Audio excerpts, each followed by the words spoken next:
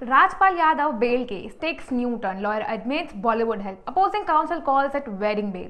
अब बॉलीवुड के popular comedian और एक्टर राजपाल यादव एक बार फिर से हेडलाइंस में हैं, लेकिन इस बार किसी फिल्म या कॉमेडी सीन के लिए नहीं, बल्कि दिल्ली हाई कोर्ट के एक सीरियस लीगल मैटर की वजह से। राजपाल यादव के बेल हियरिंग को मंडे तक एडजॉर्न कर दिया गया है और कोर्ट के बाहर जो कुछ हुआ उसने पूरे केस को और भी ज़्यादा कंट्रोवर्शियल बना दिया है।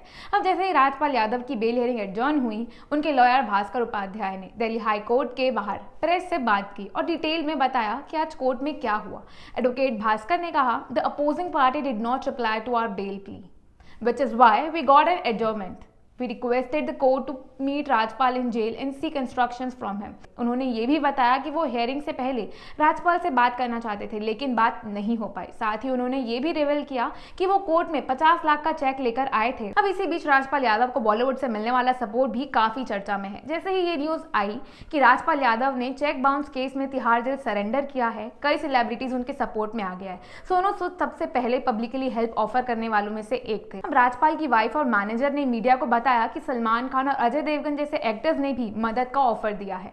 अब इस पर रिस्पॉन्ड देते हुए एडवोकेट भास्कर ने कहा, I will not talk about money, but there is no denying he is receiving help. I don't want to speak about who has given him and how much people are helping and supporting him. They want to know the truth. We believe no one should be sent to jail for an undertaking. We are ready to deposit money in court. That is not an issue. Let the truth come out. Court hearing के दौरान Delhi high court ने राजपाल यादव को लेकर एक strong remark भी पास किया।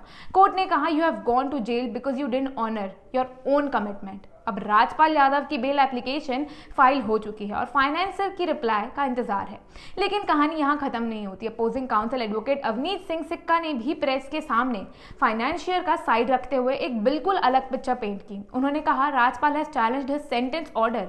He had signed 7 checks, each worth 1.5 crore. On each check bounce, he was punished with 3 months jail and a fine of 1 crore 35 lakh. उन्होंने आगे कहा, he did not pay the fine and challenged the order in the High Court. The court found his case without merit and denied his application to suspend sentence. Advocate Avneet Singh सिक्का के मुताबिक राजपाल यादव ने 2024 में मेडिएशन के through settlement का offer दिया था, लेकिन फिर भी पेमेंट पूरी नहीं हुई।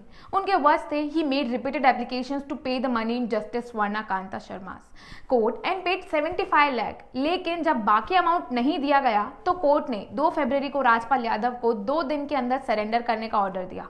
उन्होंने कहा, he did not surrender on the 4th either. Instead, he filed another application seeking more time. Opposing counsel ने ये भी claim किया, finally he surrendered and changed his lawyer as well. And now he has filed a fresh bail application to attend his niece's wedding.